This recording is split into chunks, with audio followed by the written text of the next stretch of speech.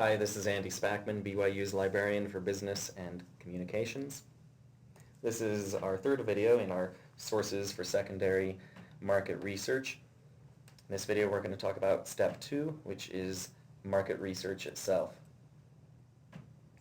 We're here on the Marketing Research Guide, and we see some of the sources that are available to us for market research. And I should mention that all of these library databases are available on or off campus, but you're always going to want to use the links on the library page. Don't try to bookmark or copy the address of these tools. Use the library links because those will authenticate you as a BYU student, and if you're off campus they'll ask for your NetID and password. Each of these market research tools, unlike the industry research tools, specialize in different areas. One market research firm may not cover your industry at all. Another might be the expert. So for instance, Mintel and Euromonitor, good coverage of food and packaged goods, consumer goods and services. Mintel is our richest tool for psychographics, consumer behavior. Euromonitor has a bit more of international coverage. Simmons is a great tool for consumer survey data. eMarketer for anything mobile, internet, advertising. Frost & Sullivan comes at things focusing kind of on an engineering perspective. What is the market for an ingredient or component or material? Gartner for IT, and then a niche tool like SMA for sports and recreation. We're looking at camping, and let's start with Mintel. So we'll just do a simple search for camping.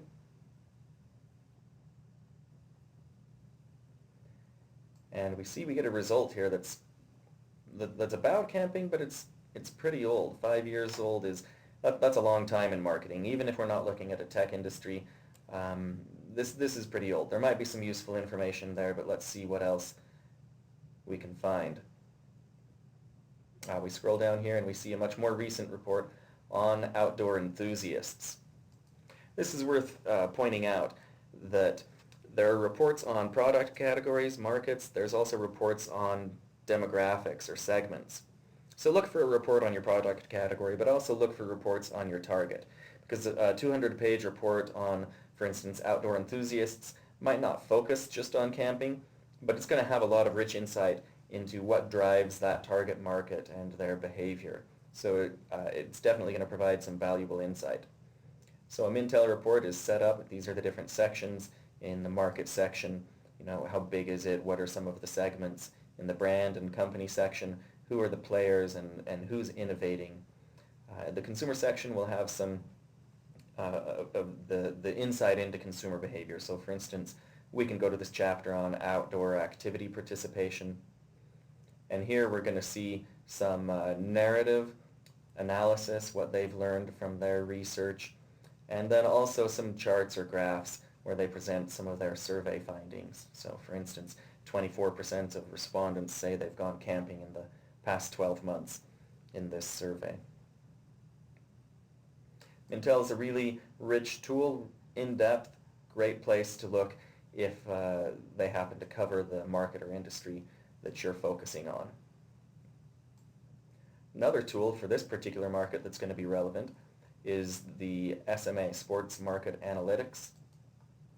And we're going to skip over all these pro sports and things like that. We want to look for recreation participation in camping. And let's look at their life cycle table. So here we can see how often people in different life stages might participate in camping. We see that working parents, affluent families, both camp at a higher rate than dinks, which if you didn't know, a dink is a double income, no kid segment. Another tool that would be useful for us is Simmons. Simmons doesn't give us reports and analysis, but Simmons lets us do something a little bit more unique. It lets us access their consumer survey data and manipulate it to create our own cross-tabulations. So for that reason, it can be really powerful. It helps us to paint a portrait of our target and also see how we can reach them. It's a little bit harder to use. So if you come here to the video tutorials, we do have a couple of tutorials just for Simmons, and I encourage you to take a look at those.